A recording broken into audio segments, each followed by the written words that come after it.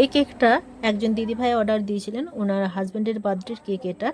এর আগে অবশ্য তিনি অর্ডার দিয়েছিলেন, তবে সেটা কোনো কারণবশত ক্যান্সেল হয়ে যায়। তাই এবার আগের থেকেই আমার কাছে কেক নেবে বলে কনফার্ম করেছেন। এটা ছিল বাটারস্কচ ফ্লেভারের কেক। যেদিন নেবে তার আগের দিনে রাত্রেবেলায় আমি ক্রাম কোটিং করে কেকটাকে রেখে দিয়েছিলাম, কারণ সেদিন আরও অনেক কটা কেকের অর্ডার ছিল। তাই একই রকমভাবে আমি সব কেকগুলোই সেদিন আমি রেডি করে ক্রাম কোটিং করে রেখে দিয়েছিলাম। ভেবেছিলাম পরের দিন ডিজাইনগুলো এক একে ফেলবো, কিন্তু তারপরের দিন কোনো কারণবশত আমাকে বাইরে চলে যেতে হয়। তার ফলে সকালে কেকের ডেকোরেশন পুরো কমপ্লিট করতে পারিনি। তাই বিকেলে বাড়ি ফিরে সব কেকগুলো এক একে রেডি করি। তার মধ্যে এই কেকটাও ছিল। তবে একটা সুবিধে হয়েছিল যে দিদিভাই আমাকে সেরকমভাবে কোনো ডিজাইন পার্টিকুলার বলে দেয়নি। তো তাই নিজের ইচ্ছে মতো আমি ডিজাইনটা করতে পারি।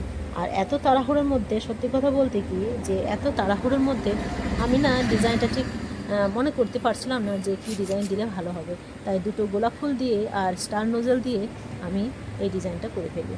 তো ভেবেছিলাম যে কীরকম হবে, ডিজাইনটা খারাপ হবে কি না, কিন্তু ডিজাইন শেষ করার পর দেখলাম যে না, মন্দ তো হয়নি, বরং বেশ ভালোই লাগছিল।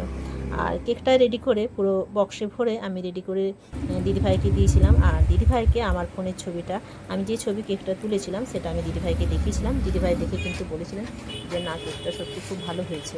এবং তিনি বাড়িতে গিয়ে কেক কাটিংয়ের পর রিভিউ দিয়েছেন ফোন করে আমাকে, যে কেকটা খেতেও কিন্তু ভীষণ টেস্টি ছিল।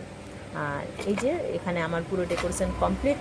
এবার তোমরা জানিও যে কেকটা তোমাদের কেমন লেগেছে।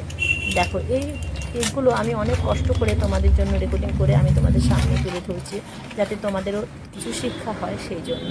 আর তোমাদেরও ভিডিও দেখার পর যাওয়ার সময় কিন্তু একটা কমেন্ট করেছি, তাহলে আমার কিন্তু খুব ভালো লাগে।